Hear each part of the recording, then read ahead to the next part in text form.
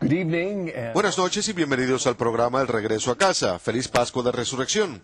El Señor ha resucitado, en verdad ha resucitado. Estamos en esta época feliz del año en la que valoramos, tal vez de forma más profunda, lo que hizo nuestro Señor Jesús por nosotros y por nuestra salvación. Así que regocijémonos y ahora en este periodo de Pascua celebramos eso.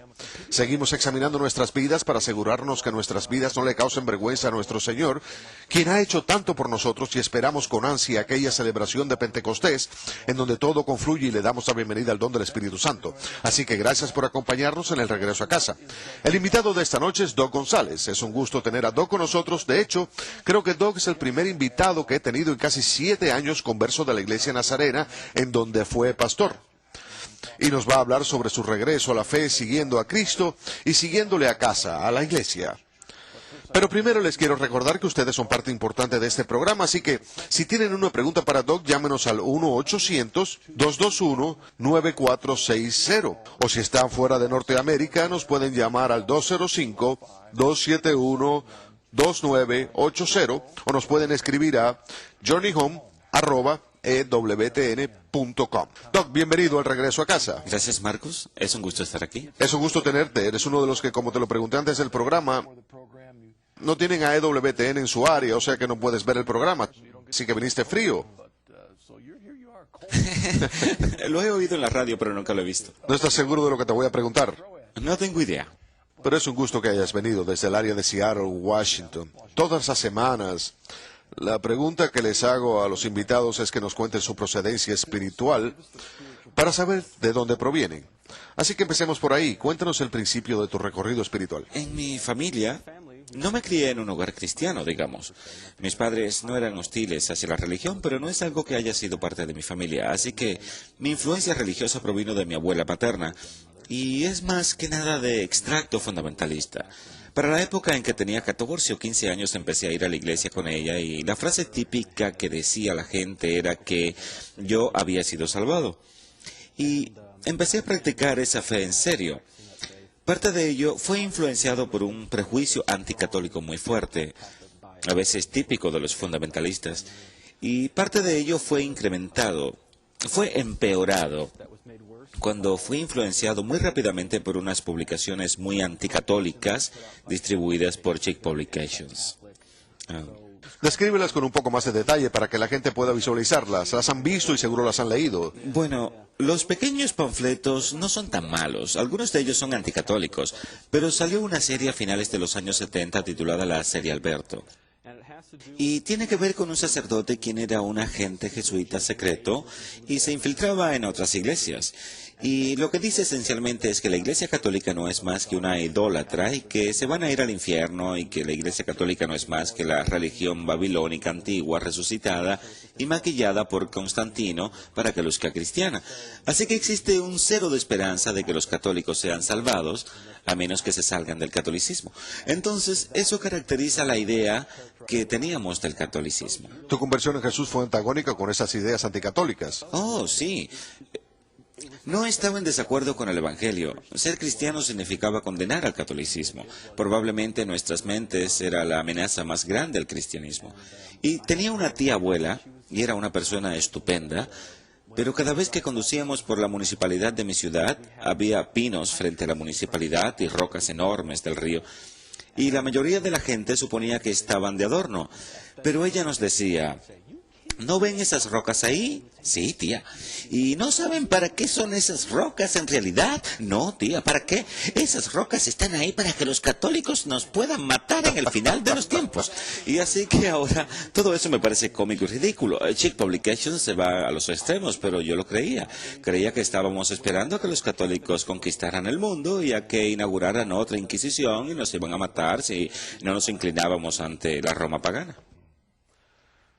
Ahora, otra cosa, te apellidas González. Así es. ¿Tuviste antepasados católicos? Los tuve. Mi abuela paterna, quien es una santa, aunque desafortunadamente nunca va a ser reconocida por la iglesia, fue una mujer excepcionalmente devota. Y por respeto a ella, ella no lo exigió, pero mis padres me bautizaron. Bien. Así que creo que fue esa marca indeleble. ¿Recibiste la gracia? Recibí la gracia, hoy diría que fue la gracia. Fue algo conflictivo. Tuviste la gracia de tu bautismo y luego tu confirmación, tu conversión fue algo que estaba en contra de ello, Así en es. contra de todo lo que significaba esencialmente. Todo mi recorrido cristiano, hasta mi conversión, hubiera visto ese bautismo infantil como algo inválido. Muchos católicos dirían, ¿por qué no te bautizaste otra vez?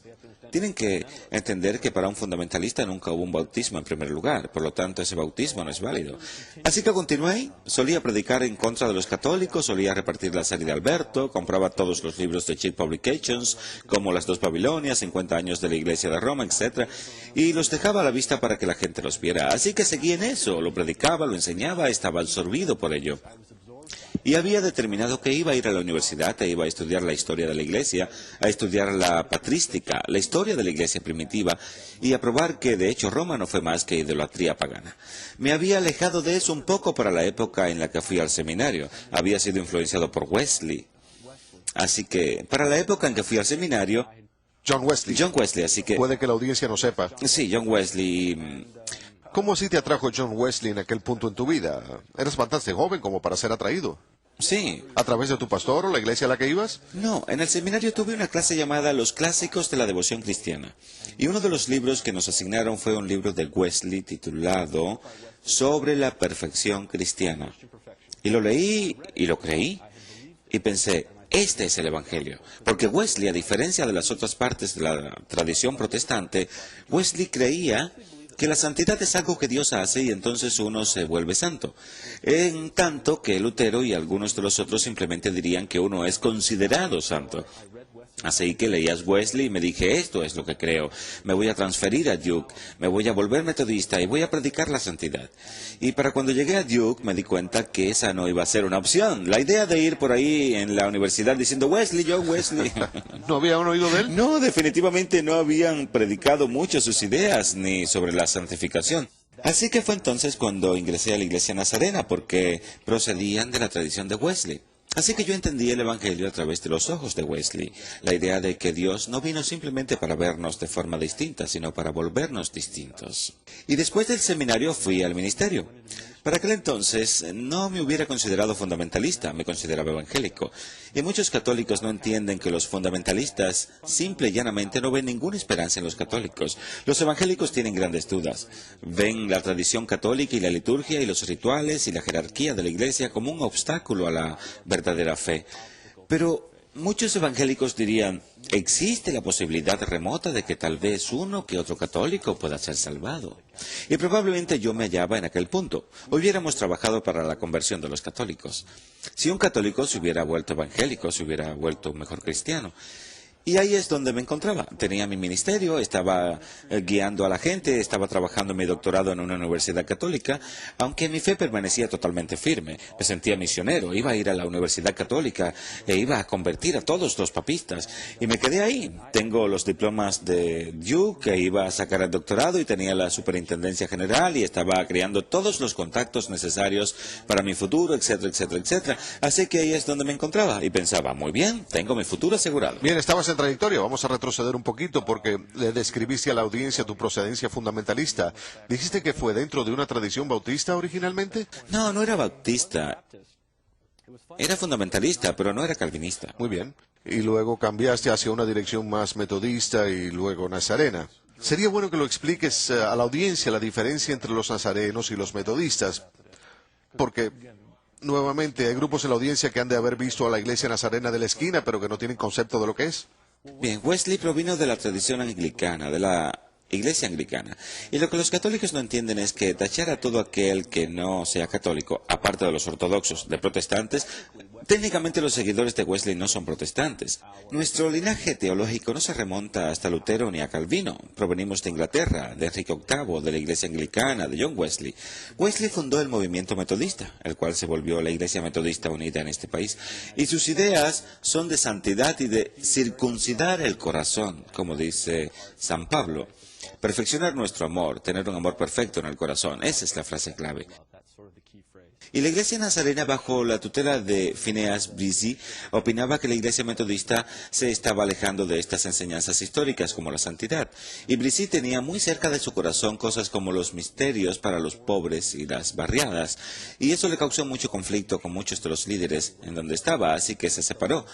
De forma que la Iglesia Nazarena sigue mucho la tradición de Wesley.